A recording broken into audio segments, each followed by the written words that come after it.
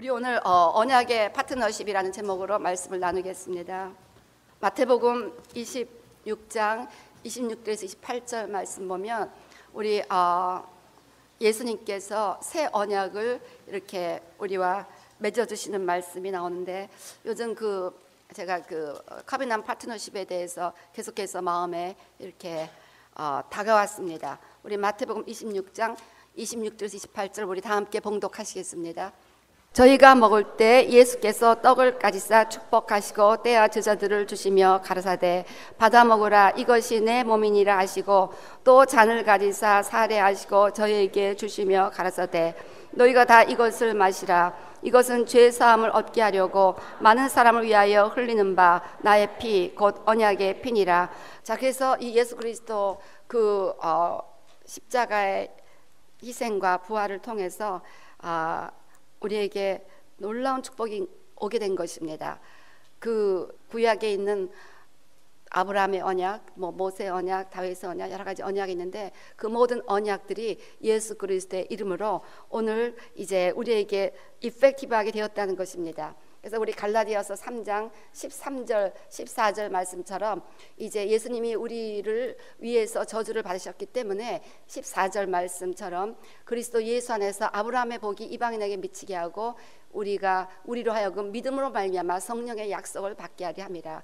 이 성령의 약속을 받는다는 것은 그 성령님이 예수 그리스도의 영이시고 하나님의 영이시기 때문에 바로 그 언약의 파트너이신 하나님께서 우리 안에 들어와서 우리를 대신하여 살아주신다라는 의미라고, 최근에 갑자기 성경을 읽는데 그 성령님의 그런 조명이 막 저에게 강물처럼 이렇게 올라왔습니다. 그래서 정말 이제는 그 언약의 파트너십이라는 것은 바로 그 언약을 맺은 파트너가 대신 살아준다는 그런 의미입니다. 그래서 이제 하나님이 우리를 대신하여 살아주신다는 그런 약속이 성령의 약속이 아닌가 하는 그런 생각을 합니다.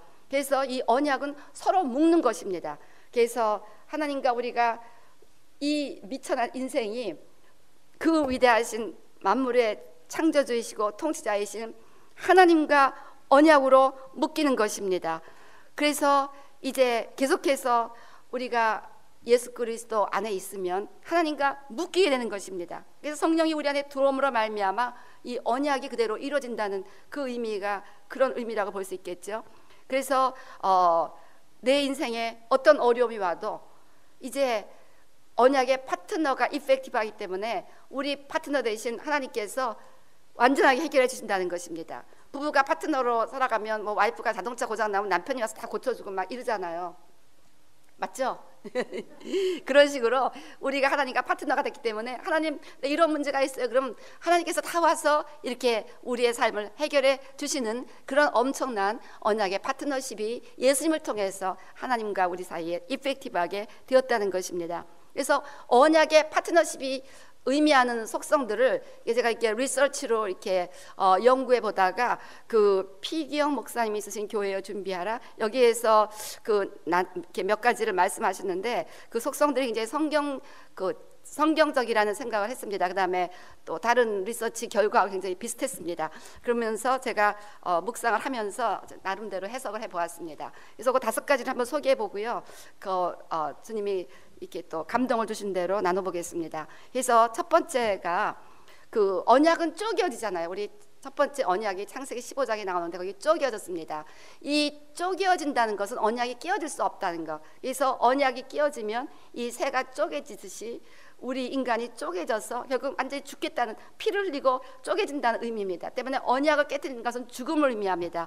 그 정도로 언약은 죽음과 생명과 맞바꿀 정도로 의미 있는 것이기 때문에 언약은 결코 깨어지지 않는다는 것을 의미합니다.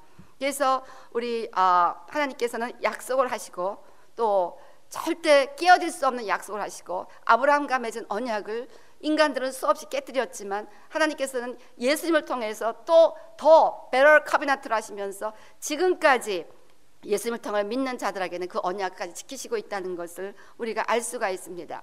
그래서 결코 깨어질 수 없다는 것, 이것이 첫 번째 특징이라고 볼 수 있겠습니다. 언약은 우리 성경 안에서 그 하나님이 우리에게 맺으신 언약은 이제 지금 제가 말씀드린 것은 고대 사람들이 이 커비넌트라는 그 단어를 쓰는 사람들이 언약을 맺을 때 어떤 속성을 갖고 있는가, 이것을 지금 성경적으로 이렇게 한번 맞춰보는 건데, 본래 그 고대 사람들이 언약을 맺을 때 이렇게 그 쪽에는 그러한 풍습이 있다는 얘기는 옛날에 이 커비넌트에 대해서 제가 얘기를 많이 좀 했습니다. 그래서 그것을 이제 성경에서 도입을 했다는 것이죠. 그래서 그들이 언약을 맺을 때는 절대로 깨어질 수 없는 것을 의미한, 그것을 너무나 아브라함이 알고 있습니다. 생각해보세요. 아브라함의 입장에서 아브라함은 언약이라는 것은 자기가 거기서 많이 살았을 때 언약을 맺는 것을 봤는데 절대로 깨어질 수 없는 언약이라고 그랬는데, 하나님이 내가 너와 그런 언약을 맺겠다 했을 때 얼마나 놀랐겠습니까? 하나님이 나하고 그런 깨어지지 않는 unbreakable covenant를 맺으시다니, 그러면서 큰 감동을 받았을 것입니다. 그래서 이제 아브라함의 언약이 이삭을 통해서, 야곱을 통해서, 계속해서 다윗을 통해서, 다윗의 손으로 예수님을 통해서 이제 우리에게까지 전해지게 되었습니다. 그래서 실질적으로 이스라엘 백성들이 파트너로서의 모든 규정을 깨뜨렸기 때문에 그 언약은 깨어질 수뿐이 없었지만, 예수님이 그 형벌을 대신 받으사 십자가에서 당신의 몸을 쪼개셨습니다. 그래서 예수님이 그 언약을 깨뜨린 모든 프라이스를 당신의 몸을 쪼개시면서 치르셨기 때문에 다시 그 파트너십은 지금까지 우리에게 전해질 수가 있었다는 것입니다. 때문에 하나님은 우리의 파트너이십니다. 이게 얼마나 놀라운 이야기입니까? 하나님이 나의 파트너다. 성찬할 때 그 생각하니까 이번에 굉장히 제가 성찬할 때 은혜가 되었습니다. 이스라엘에서 그 파트너에 대한 생각을 많이 하다 왔거든요. 와, 정말 성찬을 하면서 주님이 내 인생의 파트너구나, 주님이 다 책임져 주시구나, 너무나 감사한 이야기죠. 그 다음에 두 번째, 언약을 할 때 고대 사람들이 하는 습관 중에 하나는 겉옷을 교환한다고 합니다. 겉옷을 교환하는데, 겉옷은 권위의 상징입니다. 그 예가 열왕기하 2장 7절에서 15절 말씀 보면은 우리가 알고 있듯이 엘리야가 겉옷을 엘리사에게 주고 승천했습니다. 그 이야기는 엘리야와 엘리 사이에 언약이 체결되는 그것을 예표하면서, 엘리야는 어떤 언약이냐면 이제 나의 모든 권위를 너에게 위임한다는 약속을 하는 것입니다. 그래서 내 권위를 너에게 준다는 의미로 자기의 겉옷을 그에게 주었다는 것입니다. 그래서 이렇게 언약을 맺는다는 것은 서로 파트너들끼리 권위를 위임한다는 것입니다. 근데 우리는 원래 뭐 권위가 없으니까 하나님 앞에 드릴 게 하나도 없지만, 하나님은 하늘과 땅의 모든 권위를 가지신 분이니까 우리가 하나님과 파트너가 됨으로 말미암아 그 하나님의 권위가 우리에게 그대로 온다는 것입니다. 그래서 예수님을 통해서 그 언약이 회복되었기 때문에 예수님께서는 마태복음 16장 18절 19절 말씀처럼 이제 내 교회를 세우리니 음부의 권세, 지옥의 권세, 사단의 권세가 이기지 못한다는 것입니다. 그러면서 내가 천국 열쇠를 내게 주르니 내가 땅에서 무엇인지 매면 하늘에서도 매일 것이요, 내가 땅에서 무엇인지 풀면 하늘에서도 풀리라 하시고. 그래서 여러분들이 기도의 원리를 알고 이 언약의 원리를 알면서 그 기도의 단을 우리 삶이나 가정이나 이렇게 개인이나 가정이나 직장 가운데 이렇게 세우면서 강력한 하나님 세 번째 하늘까지 올라가는 그 파이어 같은 기도를 올려드리면요, 정말 매고 푸는 역사가, 이민법 개혁안 같은 것들이 얼마든지 통과되는 그런 일들이 얼마든지 일어날 수가 있다는 것입니다. 그래서 마태복음 28장 18절에서 20절 말씀처럼 예수께서 나와 일러 가사대 하늘과 땅의 모든 권세를 내게 주셨으니 그러므로 너희는 가서 모든 족속으로 제자를 삼아 아버지와 아들과 성령의 이름으로 세례를 주고 내가 너에게 분부한 모든 것을 가르쳐 지키게 하라. 볼지어다 내가 세상 끝날까지 너희와 항상 함께 있으리라 하시니라. 그래서 이렇게 우리 하나님 예수님께서 하늘과 땅의 모든 권세를 하나님 아버지로부터 위임 받으셔갖고 그것을 제자들에게 주셨다는 것입니다. 그래서 예수 그리스도의 이름으로 그 권위를 사용할 수 있도록 허락하셔서 실제로 사도행전에서는 그 권위를 위임받은 제자들이 예수님과 똑같은 일을 행하는 것을 우리가 알 수가 있습니다. 그래서 요한복음 1장 12절 말씀처럼 영접하는 자 곧 그 이름을 믿는 자들에게는 하나님의 자녀가 되는 권세. 우리 성경에서 예수님께서 하나님의 아들이다 이런 얘기를 들으면 예수님이 하나님의 아들이지 무슨 하나님인가 이렇게 생각하는 그런 경향이 있는데, 그 성경에서 아들과 하나님의 이 뜻은 아들은 아버지의 모든 것을 그대로 갖는다는 것을 의미합니다. 그래서 실질적으로 동일한 분이라는 것을 의미합니다. 그래서 우리가 하나님의 자녀가 되는 권세를 가졌다는 것은 하나님의 권세를 위임받게 되는 합법적인 자격이 생겼다는 것을 의미합니다. 그래서 이제 우리는 그 권위를 위임받았다는 거예요. 주님의 권위를 위임받았기 때문에 우리는 이 땅에서 두려움 없이 당당하게 믿음으로 살아야 한다는 것입니다.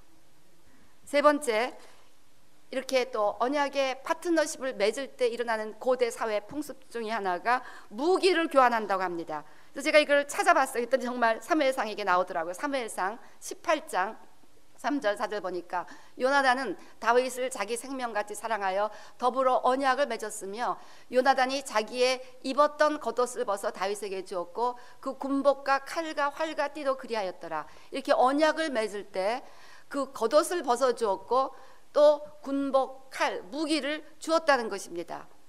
그래서 이 무기를 주었다는 것은 이제 너의 전쟁은 내 전쟁이다. 네가 그래서 전쟁은 여호와께 속했다. 그래서 우리가 싸우지만 우리의 파트너이신 하나님이 대신 싸워주기 때문에 우리 전쟁이 아니라 하나님의 전쟁이 된다는 것이에요. 그래서 이후 요나단은 그 언약을 맺었고 다윗과 충성되이 그 언약을 지킵니다. 그래서 우리 사무엘상 22장 8절 보면요, 너희가 다 공모하여 나를 대적하며 내 아들이 이세 아들과 맹약하였을 때, 즉 여기서 사울은 의미 있는 언어를 쓴 거예요. 그래서 자기 아들과 다윗이 커비넌트를 맺었다. 그렇기 때문에 이 의미는 이제 내 아들은 he doesn't belong to me, he belongs to David, 그 뜻입니다. 그래서 내 아들이 내 시다를 선동하여 오늘이라도 매복하였다. 나를 치려하는 것을 내게 고발한 자가 하나도 없도다. 그래서 요나단은 내 아들이지만 언약의 파트너를 다윗과 했기 때문에 언제든지 자기 아들이지만 나 아버지를 향하여 대적할 수 있을 것이다 를 이렇게 말하고 있습니다. 그렇게 말할 수 있는 이유는 다윗과 요나단이 어떤 뭔가 커비넌트를 했다는 그러한 생각을 사울이 했기 때문인 것입니다. 그래서 이렇게 우리가 언약의 파트너가 되면 우리에게 있는 전쟁은 이제 내 전쟁이 아니라 파트너의 전쟁이에요. 그래서 우리가 어떤 싸움이 있으면, 영적 싸움이 있으면 그 전쟁은 하나님의 전쟁이 되는 거예요. 그래서 하나님이 이스라엘과 언약을 맺었기 때문에 이스라엘 대적하는 자는 하나님을 대적하는 자라고 말씀합니다. 그래서 우리 오늘 큐티 같은 거 보면요, 이사야서 37장 22절 23절 보면 분명히 아수르는 유다를 공격했습니다. 아수르 왕은 히스기야를 대적했습니다. 근데 뭐라고 말씀하시냐면 여호와께서 그에 대하여 이같이 이르시되 처녀 딸 시온이 너를 멸시하며 조소하였고 딸 예루살렘이 너를 향하여 머리를 흔들었느니라. 그러면서 내가 해방하며 능력한 것은 누구에게냐?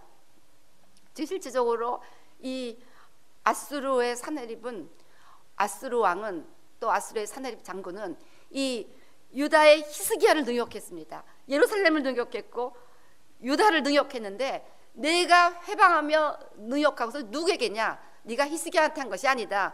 히스기야와 나는 지금 언약의 파트너가 되어 있기 때문에 네가 히스기야를 능욕하면서 나를 능욕한 거다. 내가 소리를 높여 눈을 높이 들어 향한 것은 누구에게냐? 곧 이스라엘의 거룩한 증인이다. 네가 이스라엘 대적한 것은 곧 나를 대적한 것이다 라고 이렇게 말씀하고 있는 거예요. 이게 바로 이스라엘과 하나님이 언약 관계에 있기 때문에 하나님은 그렇게 생각하시고, 지금도 사단이 우리를 대적할 때 우리가 브렉스루의 기도를 하고 전신갑주를 입고 있으면 하나님께서는 하나님을 대적한다고 생각하고 그것을 하나님께서 해결해 주신다는 거예요. 그래서 이사야 37장 29절 32절 보세요. 29절 내가 나를 거스려 분노함과 내 오만함이 내 귀에 들렸으므로, 실제적으로 지금 아수르 왕은 지금 히스기야를 갖고 못 사귀고 유다를 공격한 건데 지금 하나님은 네가 나를 거스려 분노했고 내 오만함이 내 귀에 들렸으므로 하나님이 대신 처벌하신다는 거예요. 히스기야 왕 할 것도 없어요. 유다는 할 것도 없어. 하나님이 대신 그 히스기야의 원수를 해결해 주신다는 것입니다. 그래서 원수가 없는 것이 내게 있다. 성경에 네 원수가 내 원수이기 때문에 네 원수 내가 갚을 테니까 너는 가만히 있어라. 그런 거야. 그것이 파트너십으로 살아가는 자들의 엄청난 특권입니다. 그래서 내가 갈고리로 내 코를 깨며 자갈을 내 입에 먹여 너를 오던 길로 돌아가게 하리라 하셨나이다. 그러면서 32절 이는 남는 자가 예루살렘에서 나오며 피하는 자가 시온에서 나올 것입니다. 만군의 여호와의 열심히 이를 이루시리로다. 그래서 하나님께서는 여전히 남은 자들을 통해서 이스라엘을 향한 그 언약을 열심을 가지고 지키신다는 것입니다. 지금 이스라엘의 메시아닉 주의 숫자가 계속 늘어나고 있습니다. 예수 믿는 자들 숫자가 계속 늘어나고 있어요. 그렇기 때문에 하나님께서는 이제 그 언약을 계속 이스라엘 땅에 회복하시면서 이번에 뭐 4,000대가 넘는 그러한 미사일이 날라왔는데 실질적으로 6명이 죽었다고 그러나 거의 그것은 기적이래요. 이번에 이스라엘 가보니까 그것은 기적이다. 있을 수가 없는 일이다. 그 몇천 대 미사일이 날라오는데 거의 희생자가 없었다는 것은 이것은 기적이다. 이것은 하나님이 막아주시지 않으면 이런 일은 있을 수가 없다. 그러니까 지금도 그 언약은 남은 자를 통해서 이펙티브하게 이스라엘 땅에 임한다는 거예요. 그러니까 자꾸 우리가 이스라엘에 가서 전도해야 돼요. 거기에 남은 자들, 예수 믿는 메시아족들이 생겨나면 그 땅에 하나님의 언약을 이루셔서 회복시켜 주신다는 거예요. 그래서 이렇게 전쟁은 눈에 보이지 않는 하나님의 전쟁이기 때문에 우리가 그런 어려움이 영적 전쟁이 온다는 것은 눈에 보기에 인간적인 공격을 받고 억울한 일도 생기고 상처도 받고 아픔도 생기고 이런 일들을 의미합니다. 이런 일들이 생겨날 때 우리가 인간적으로 꾀를 쓰고 인간적으로 대항하고 인간적으로 싸우고 인간적으로 분을 내고 인간적으로 보복하고 이래서는 하나님께서 개입하실 수가 없다는 것입니다. 때문에 우리는 우리의 모든 것을 내려놓고 하나님이 대신 싸워주시기를 기도하는 자세로 영적 전쟁을 하면서 아까도 얘기했듯이 하나님의 전신갑주, 그 전신갑주는 God's armor입니다. 하나님의 전신갑주이기 때문에 그 아울머를 입고 있으면 하나님이 싸워주시는 거예요. 그러니까 생각을 하나님의 생각으로 지키는 거예요. 하나님을 찬양하고 감사하고 사랑하고, 예? 감정도 하나님이 원하시는 의의 감정, 구원의 투구, 우리가 구원받은 자의 그 생각, 또한 우리가 예수 그리스도의 은혜로 의로움을 받은 자가 마땅히 생각해야 될 그 감정들, 느낌들, 당연히 감사와 찬양이죠. 그러니까 감사와 찬양은 다 통해요. 가스 알머에 다 통해요. 감사와 찬양이잖아요. 진리의 허리띠, 복음의 신발, 평안의 복음의 신발, 믿음의 방패, 또 성령의 검, 말씀의 검, 말씀을 가지고, 이 성령의 검, 말씀이 유일한 공병무기입니다. 그러니까 말씀을 많이 먹으면 먹을수록, 말씀을 많이 읽으면 읽을수록 우리의 검은 날카로워지는 거예요. 이거 너무나 중요해요. 이건 내일 좀 더 자세히 이야기하겠습니다. 자, 그래서요, 우리가 이렇게 하나님의 전신갑주를 싸우고 전신갑주를 입고 하나님만 의지하고 있으면 전쟁은 내게 속했느냐 하면서 우리의 영적 전쟁을 완전한 승리로 이끌어 주실 것을 믿게 되시기를 바랍니다. 그 다음에 네 번째는요, 이제 언약을 맺어질 때 일어나는 네 번째 일은 그 이름을 교환한다는 것입니다. 이름. 그래서 그 창세기 17장 2절에서 5절 말씀 보면요, 내가 내 언약을 나와 너 사이에 세워 너로 심히 번성케 하리라. 그래서 아브라함의 언약의 세 가지, 땅의 언약, 자손의 언약, 축복권. 그래서 우리가 아브라함의 언약을 우리가 받고 있는데, 아브라함이 그 창세기 이렇게 쭉 읽어보면요, 아브라함의 하나님, 이삭의 하나님, 야곱의 하나님인데 아브라함의 언약이 이삭에게, 이삭의 언약이 야곱에게 계속 내려가는데 똑같은 내용이잖아요. 내가 이 땅을 너에게 주리라. 그러니까 그 아브라함한테 이미 그 땅을 주기로 그 옛날 4,000년 전에 약속이 됐기 때문에 하나님은 그 언약을 따라서 잃어버렸던 이스라엘 땅을 최근에 1948년에 회복시켜 주시고 예루살렘도 1967년에 회복시켜 주셨잖아요. 이렇게 언약은 신실하다는 거예요. 땅의 언약, 그다음에 자손의 언약. 지금 아브라함의 후손으로 오시고 다윗의 후손으로 오신 예수 그리스도를 믿는 자들이 얼마나 많습니까? 그러니까 그 자손의 후손이 이루어진 거예요. 그 다음에 축복의 언약. 그래서 이 축복권이 있어요. 그래서 예수를 믿는 자들, 또 유대인들에게 하나님이 할 수 없습니다. 이 아브라함과 맺은 이 언약 때문에 어떻게 할 수가 없는 거예요. 축복하실 분이 없는 거예요. 이건 너무 당연한 거예요. 이 언약이 커비나트가 되면 번성하게 되게 되어 있습니다. 그런데 여기서 이름을 아브라함이라고 부르시겠다고 했습니다. 아브라함의 뜻은 열국의 아비입니다. 자, 열국의 아비가 누굴까요? 실제적으로는 in reality 열국의 아비가 누구일까요? 하나님이시죠. 예. 그 하나님의 대표적인 아이덴티티 중에 하나가 열국의 아버지십니다. 모든 nation, father of all nation. 그런데 바로 하나님께서는 당신의 가장 대표적인 그 이름의 의미를 아브라함에게 주셨다는 것입니다. 그래서 예수님께서 언약이 회복되었을 때 대표적인 것이 이제는 너희가 내 이름으로 사용하라, 내 이름으로 기도하라, 그 이름을 주셨다는 거예요. 그래서 새 언약을 통해서 하나님의 이름으로 우리가 살아갈 수 있는 예수님의 이름으로 기도할 수 있는 그 특권이 생겼다는 것입니다. 그래서 우리 요한복음 14장 13절 14절 너희가 내 이름으로 무엇을 구하든지 내가 시행하리니 이는 아버지로 하여금 아들을 인하여 영광을 얻으시게 하려 함이라. 그러니까 우리가 예수님의 이름으로 그 오바마 개혁안이 잘 이루어져서 우리에게 모든 불법 체류자들 다 하나님께서 다 이제 평안으로 회복시켜 주실 것, 또 추방 위기에 있는 분들 다 하나님께서 구제해 주실 것을 이제 믿어야 되잖아요. 우리가 주님의 이름으로 구했으니까 주실 거 아닙니까? 그렇죠? 믿어지시지요? 예, 저는 믿어집니다. 할렐루야. 예, 그래서요, 내 이름으로 무엇인지 내게 구하면 내가 시행하리라. 이름을 주셔서 이제 이름은 하늘과 땅의 모든 권세를 가진 이름이기 때문에 이 이름으로 do it 하면은 모든 것을 순종해야 돼요. 어떤 악의 세력도 예수 그리스도 이름 앞에, 그래서 빌립보서 2장 말씀처럼 하늘의 것 땅의 것 땅 아래 모든 것이 예수 그리스도 이름 앞에 무릎을 꿇게 그렇게 되어 있습니다. 그 어쨌든 로예요. 유니버설 로예요. 하나님이 천지 만물을 창조하시고 이후에 만들어 오신 로입니다. 하나님의 이름에는 모든 것이 굴복하게. 하나님의 이름이 이제 예수님의 이름이 됐잖아요. 그래서 16장 23절 24절도 그날엔 너희가 내게 아무것도 묻지 아니하리라. 내가 진실로 너희에게 이르노니 너희가 무엇이든지 아버지께 구하는 것을 내 이름으로 주시리라. 내 이름으로 주시리라. 그래서 이제 예수님의 이름으로 우리가 아버지께 구하는 것을 주신다는 거예요. 지금 여러분이 진리를 알지 진리가 너희를 자유케 하리라. 말씀의 검 성령의 검, 이 말씀을 아는 거, 그 말씀에 대한 믿음을 가지고 살아갈 때 이것이 사단에겐 검이 된다는 거예요. 칼이 된다는 거예요. 엄청나게 사단의 권세를 제압시키는 최고의 강력한 무기가 된다는 것입니다. 그래서 우리가 좀 더 말씀을 더 많이 알고 읽고 묵상하고 이 말씀에 좀 더 시간을 보내야 됩니다. Anyway, 그 다음에 사도행전 3장 24절 다 같이 읽읍시다. 시작. 지금까지는 너희가 내 이름으로 아무것도 구하지 아니하였으나 구하라 그리하면 받으리니 너희 기쁨이 충만하리라. 아멘. 그래서 이제 예수님의 이름으로 믿음으로 구하시면요 응답받게 되어 있고 기도하고 응답받는 기쁨이 우리 가운데 충만할 때 세상을 이기는 그러한 사람들이 될 수 있다는 것입니다. 사도행전 3장 6절에서 8절 베드로가 가로되 은과 금은 내게 없거니와 내게 있는 것으로 내게 주노니 곧 나사렛 예수 그리스도의 이름으로 걸으라. 오른손을 잡아 일으키니 힘을 얻고. 그래서 베드로와 요한에게는 아무것도 없었어요. 신분도 뭐 물질도 아무것도 없었지만 내게 있는 것이 있는데 예수 그리스도의 이름이다. 그 이름을 가지고 그 사람의 영혼과 육체를 구원했다는 것입니다. 그래서 저와 여러분에게 이 이름이 있는 한 우리는 이 땅에서 가장 부유한 자인 줄로 믿습니다. 이름이 있는 한 하나님의 모든 소유를 주신다는 거예요. 그 이름을 사용할 수 있다는 것은 하나님의 모든 것을 우리가 소유할 수 있다는 것을 의미합니다. 그래서 누가복음 29장 29절 30절 보면요, 최근에 우리가 이 성경 읽기표 이 누가복음을 제가 읽으면서 이 말씀에 굉장히 은혜가 됐습니다. 내 아버지께서 나라를 내게 맡기신 것 같이 나도 너희에게 맡겨.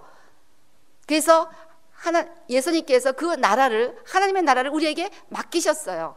너희로 내 나라에 있어 내 상에서 먹고 마시며 또는 보좌에 앉아 이스라엘 12지파를 다스리게 하려 하노라. 그래서 우리 예수님께서 당신의 나라, 이 땅에 임하고 있는 하나님의 나라를 예수 믿는 자들에게 맡기셨습니다. 우리는 놀라운 자들입니다. 정말 세상을 움직일 수 있는 자들이라고 저는 생각합니다. 여러분들 이렇게 믿으십니까? 예. 그래서 이렇게 이름이 주어졌기 때문에 이름에 담겨진 모든 것을 주시겠다는 약속입니다.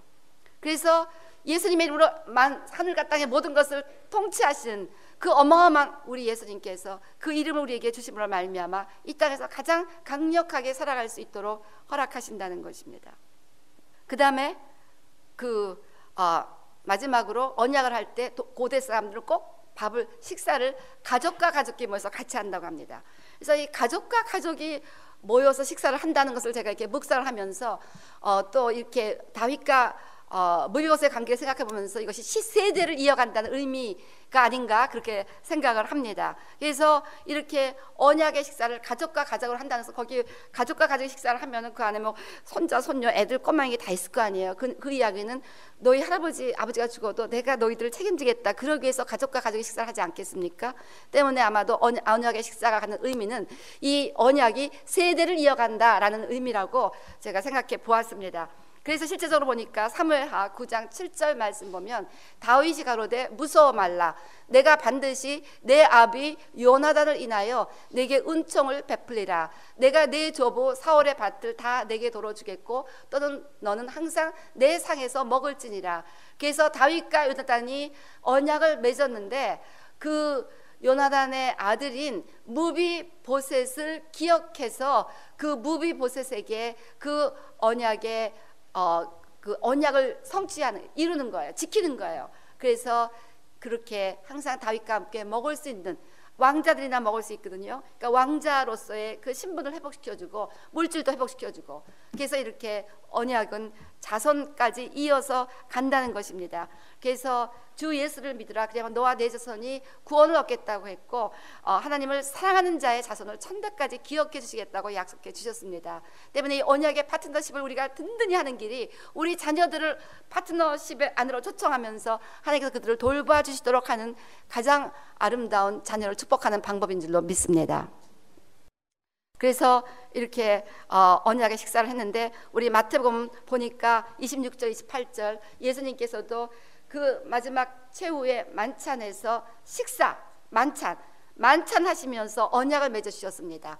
떡을 먹이시고 또 그 잔을 포도주를 주시면서 이것이 내 언약의 피라고 하셨습니다. 떡을 가지고 축복하시고 떼어 지자를 주시면 그러니까 우리가 성찬을 할 때 이 언약을 이해하고 성찬을 하면 큰 은혜가 될 거예요. 받아 먹어라 이것이 내 몸이니라 하시고 또 잔을 가지사 살해하시고 저에게 주시며 가라사대 너희가 다 이것을 마시라. 먹고 마시는 식사 속에서 이것은 죄사함을 얻게 하려고 많은 사람을 위하여 흘리는 바 나의 피 곧 언약의 피라는 것입니다. 그래서 이 새 언약을 기억하는 자리가 바로 성찬의 자리고 주님은 식사를 통해서 성찬을 하시면서 이제 이 예수 그리스도의 복음이 우리의 모든 가족들, 자손들에게까지 내려갈 수뿐이 없는 그러한 언약의 그 복음인 것을 우리에게 말씀해 주셨습니다.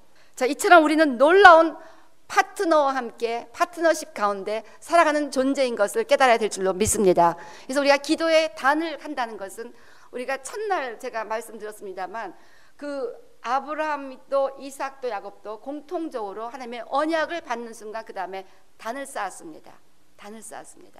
그래서 아브라함이 가는 곳곳마다 반드시 단을 쌓았다. 하나님께서 내가 이 땅을 너에게 주리라 단을 쌓습니다. 이 땅을 너에게 주리라 단을 쌓습니다. 이삭도 그랬습니다. 야곱이 베델에서 단을 쌓지 않았는데 나중에 다 잃어버리고 왔을 때 너는 다시 베델로 가서 단을 쌓아라. 그래서 우리가 첫날 본 것입니다. 새벽에. 그래서 성경에서 보니까 그 언약을 기억하는 자리가 단을 쌓는 자리였습니다. 그래서 우리가 기도의 단을 날마다 충성 때, 자, 우리가 제사장이 된다는 것은 원칙적으로 제사 드린다는 거예요. 그래서 우리 예수님이 우리를 구원하신 것은 다 제사장 삼기 위함이라고 곳곳에 말씀하셨습니다. 내 피를 흘리고 너를 제사장 삼았고 그랬는데 제사장이 된다는 것은 제단이 있고 제사를 드리고 제물을 드리는 것입니다. 이 원리를 이해하면 우리가 날마다 주님 앞에서 어떻게 기도의 단을 쌓아야 될 것인가에 답이 나올 것입니다. 자, 그래서 우리가 이렇게 항상 언약의 파트너와 함께 살아가는 존재들입니다. 그리고 예수님의 그 새 언약을 우리에게 주심으로 말미암아 아브라함의 언약은 더 베럴 옵션으로 우리에게 주어졌다는 것입니다. 그래서 우리 성경에서 보면요, 이스라엘이 그 구약에서 사람들이 언약을 붙잡고 기도할 때 응답 안 된 것이 없다는 것입니다. 그래서 몇 가지 찾아보니까요, 민수기 14장 16절 18절 여호와가 이 백성에게 주기로 맹세한 땅에 인도할 능이 없는 거로 광야에서 죽였다리다. 그러니까 모세가 똑똑해 갖고요, 하나님 약속한 그 땅을, 그러니까 아브라함의 언약의 한 가지가 땅을 준다는 건데, 맹세한 땅, 하나님이 주시기로 약속한 커비난 그 랜드인데 여기에 인도하지 않으면 사람들이 다 우습게 생각하지 않겠습니까? 그랬더니 하나님이 마음 바꾸신 거 아니에요. 여기 다 죽이겠다 그러고 막 그러셨잖아요. 그랬더니 하나님께서 이제 마음을 바꾸셨습니다. 그래서 이제 다시 그들을 데리고 가시기 시작했습니다. 그래서 이렇게 언약을 상기시키는 거, 느헤미야 1장 5절 9절도 보면요, 가로되 하늘의 하나님 여호와 크고 두려우신 하나님이여 주를 사랑하고 주의 계명을 지키는 자에게 언약을 지키시며, 하나님의 또 언약을 붙잡고 또 느헤미야도 기도했습니다. 하나님의 놀라운 언약 가운데 느헤미야가 예루살렘으로 총독으로 파송되고 성벽이 완성된 것을 우리가 봅니다. 다니엘서 9장도 보면 다니엘도 기도할 때 그 하나님의 이름으로 일컫는 바 된 주의 백성, 이것도 언약을 기억하는 것입니다. 그 이름, 언약의 의미 중에서 이름이 있기 때문에 당신은 언약 백성이 아닙니까? 그러니까 잘못한 게 굉장히 많지만 용서해 달라고 했을 때 하나님께서 그 다니엘의 기도를 들으시고 실제적으로 이제 에스라를 보면은 그 성전이 완성되는 것을 봅니다. 자, 그래서 고레스가 이스라엘 백성들을 다시 예루살렘으로 귀환하는 것을 제1차 예루살렘 귀환이 일어납니다. 이것이 이 기도 이후라는 것이죠. 자, 그래서 이렇게 언약을 붙잡고 기도하는 이 기도는 파워풀하다는 거예요. 그래서 우리가 단을 쌓으면서 바로 이 주님의 언약을 기억하면서 기도해야 한다는 것입니다. 그래서 우리 마태복음 28장 18절 20절이 이번에 제가 네팔을 안 가려고 그랬어요. 정말 주님, 전 도저히 이 기침도 계속하고, 네팔은요 산으로 둘러싸여서 분지입니다. 그래서 정상적인 사람도 다 마스크 쓰고 다니고 정상적인 사람도 와서 다 기침하고 그렇게 되는 곳이 네팔인데, 주님, 전 절대로 네팔 못 갑니다 하고 이번에 저는 인도를 가고 또 파티를 나눠서 이영하 전사님과 일행은 네팔을 가고 저와 일행은 인도를 가고 뭐 이제 이런 식으로 이제 계속 하고 있는데, 이제 주님 앞에 기도를 할 수뿐이 없는 상황이 된 거예요. 그 기도를 했을 때 하나님이 확실하게 응답해 주셨습니다. 그래서 제가 가기로 결정했습니다. 그래서 이 언약의 파트너십을 생각하며 주님이 대신해서 해주시는데, 그래서 여러분 믿으시기 바랍니다. 제가 네팔 여행을 마치고 올 때 기침도 싹 끝나버리고 더 건강해서 올 것입니다. 전쟁은 여호와께 속했기 때문에. 마태복음 28장 18절에서 20절. 그래서 예수께 나와 이르렀을 때 하늘과 땅의 모든 권세를 내게 주셨으니 그러면 너희는 가서 모든 족속으로 제사를 삼아 아버지와 아들과 성령의 이름으로 세례를 주고 내가 너에게 분부한 모든 것을 가르쳐 지키게 하라. 볼지어다 내가 세상 끝날까지 너희와 항상 함께 있으리라 하시니라. 가서 이 기도의 단, 이게 굉장히 중요하더라고요. 제가 이렇게 해보니까. 그래서 이 기도의 단 하는 것을 네팔 사람들, 그 리더들에게 다 가르치고 올 예정입니다. 그래서 가르쳐 지키게 하도록 이제 제가 목표입니다. 이 말씀을 저에게 주셨어요. 그리고 가라는 분명한 음성을 여러 가지 사인을 통해서 하셨습니다. 그래서 제가 이제 순종하고, 이제 순종 안 했다 큰일 나니까 순종하고 가는 겁니다. 그래서 우리가 하나님과 언약의 파트너로 묶여 있다는 것입니다. 그 언약은 지금 5가지 얘기했던 것처럼 절대 끼어질 수 없는 언약이고, 주님의 권세가 위임된 것이고, 주님의 보호가 보장된 것이고, 주님의 이름이 주어진 언약이고, 세대를 이어가는 어마어마한 언약입니다. 믿으십니까? 근데요, 이 언약을 하기 위해서 제가 이 날마다 기도의 단을 쌓는 것을 지금 여러분들하고 나누고 있는 중인데, 거기서 그것은 우리가 제사장의 사명을 회복하는 것입니다. 지금 제사장에 대한 얘기도 쭉 살펴봤는데, 제사장의 사명이 회복될 때 비로소 넥스트가 다 이루어진다는 걸 우리가 보았습니다. 모든 축복의 언약이 회복되고 축복의 통로로 쓰임받고, 그래서 베이시컬리 크리스찬들은 먼저 제사장이 되어야 돼요. 이거가 안 되면 그 넥스트가 이루어질 수가 없습니다. 여러분이 아무리 비즈니스에 스킬이 뛰어나고 아무리 머리가 좋고 뭐가 배경 어쩌고저쩌고 해도요, 제사장이 되기를 게을리하는 자에게는 절대로 이루어질 수가 없습니다. 그것을 제가 이번에 성경을 연구하면서 내린 결론이에요. 그래서 여러분들이 제사장의 사명을 회복하는 길이 제사를 드리라는 거예요. 날마다 기도의 단을 만들어. 이걸 먼저 하면 나머지는, 오늘도 제가 그 간증들 막 했는데요, 기도의 단을 쌓고 나면 막 비즈니스, 뭐 가정 문제, 개인 문제 엄청나게 변화되는 그러한 간증들을 나눴는데요, 그걸 수뿐이 없는 게 막 계속해서 제사를 드릴 때 그 단 위에 불이 떨어지잖아요. 제대로 제물이 올라가면. 자, 그래서요, 여러분이 기도하는데 불이 안 온다, 뜨거움이 안 온다, 그것은 뭔가가 잘못된 겁니다. 제사가 잘못된 거예요. 제대로 제사가 되면요, 반드시 제사장이 제사를 드릴 때 하나님의 불이 임하게 되어 있습니다. 근데 여러분들이 기도하는데, 하나님, 난 아무리 기도해도 냉랭한데요, 불이 하나도 안 임하는데요, 그럼 맞죠? 뭔가가 잘못된 겁니다. 제물이 잘못된 거든지 제사는 방법이 잘못된 거예요. 근데 베이시컬리 제물이 잘못되면 절대적으로 불이 안 옵니다. 자, 우리가 제물을 드린다는 것은 뭡니까? 제물을 드리는 것은 뭡니까? 아무리 언약의 파트너십을 알고 있어도 우리가 이 온전한 기도의 단을 통해서 이 불이 딱 임함으로 말미암아 브레이크가 일어나서 주님이 우리의 파트너가 돼서 이 모든 걸 이루시는 거거든요. 믿으십니까? 그래서 반드시 하나님의 그 불을 우리가 느끼며 살아가야 되는데, 기도할 때 아무 임재도 없고 냉랭하다, 맞지롱? 그 이유가 뭐냐는 거예요. 그걸 한번 여러분이 심각하게 생각해 보셔야 돼요. 제가 그래서 심각하게 생각해 보았습니다. 왜 우리가 기도할 때 분명히 제단을 갖고 기도를 하고 그럴 때 어떤 때로는 이렇게 냉랭할 때가 있을까? 그 이유가 무엇일까? 제물이 잘못된 것이다. 자, 우리가 제물을 드린다는 게 무엇입니까? 제물이라는 것은요, 예수님께서 단번에 영원히 십자가에서 우리를 위한 완전한 제물이 되어 주셨습니다. 때문에 이제 우리가 드릴 제물은 로마서 12장 1절 말씀처럼 이제 living sacrifice, 산 제사로서 주님과 함께 죽는 것입니다. 그래서 주님과 함께 연합하는 것입니다. 그래서 주님의 죽음과 연합하고 주님의 부활과 연합하는 것인데, 먼저 주님의 죽음과 연합해서 산 제사로 드려져야 우리가 주님의 부활과 함께 부활하면서 이 정말 레저렉션 라이프, 부활의 생명을 가지고 이런 언약의 파트너십을 누리며 그렇게 능력 있게 살아갈 수가 있다는 거예요. 때문에 제물을 나를 산 제사로 드리는 것이 우리가 날마다 기도의 단의 특징은 옛날에 제사장이 시간을 정해놓고 규칙적으로 드렸듯이 우리가 반드시 규칙적으로 시간을 정해놓고 주님 앞에 나와서 기도를 하는 건데, 그것이 이제 기도의 단의 베이식 미닝인데, 그거를 결단할 때 여러분들이 이제 삶이 완전히 바뀌어지는 거예요. 정말 엄청난 브레이크가 일어나고요, 그 간증은 끝도 없습니다. 이것을 여러분이 시작할 때 개인이 변하는 것이 아니라 뭐 주변을 변화시키고, 여러분 다 들었잖아요. 나라가 변화받고 뭐 대통령이 변해갖고 모슬렘 나라가 크리스천 대통령이 돼갖고 막 일어나는 그런 얘기 다 여러분 들으셨잖아요. 그래서요, 여러분이 내려놓을 걸 내려놓지 못했다는 거예요. 자, 나를 제물로 드린다는 것은 나를 내려놓는 것입니다. 나의 자아를 포기하는 거예요. 나를 산 제물로 드리지 않으면 절대로 그것은 온전한 제사가 아니고, 온전한 제사를 드리지 않으면 하나님의 불이 제단 위에 임하지 않습니다.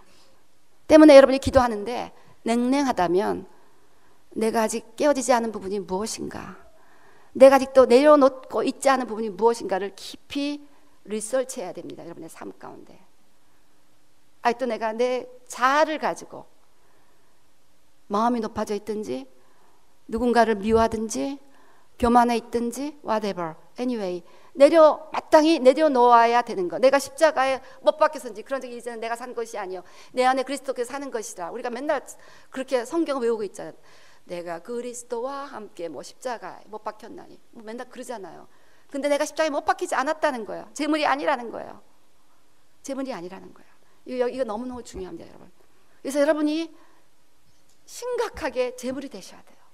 그것이 온전한 제사가 돼서 기도의 단이 이펙티브하게 되는 거고, 이때 언약의 파트너십이 그대로 우리에게 돼서 하나님이 우리를 대신해서 싸워주시고 보호해주시고 그 힘으로 모든 걸 다 응답하시면서 그렇게 자녀 손손까지 이어가는 하나님의 역사를 경험할 수가 있다는 것입니다.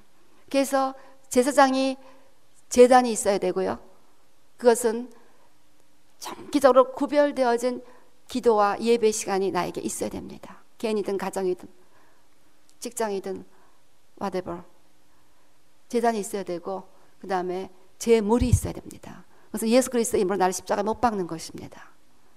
리빙 세크에 나를 드리는 거예요. 내가 깨어져야 됩니다. 내려놓을 거 내려놔야 됩니다. 포기할 거 포기해야 됩니다. 부인되어야 될 거 부인해야 됩니다. 그래야 주님이 받으시는 제물이 되고요, 주님이 받으시는 제물이 되면요, 그 다음부터는 끊임없이 임재가 오는 거예요. 제가 오늘인지 어젠지 요즘 맨날 지금 비몽사몽간에 맨날 새벽마다 나오니까 어느 날인데 그게 약간 마음이 냉랭한 순간이 있었어요.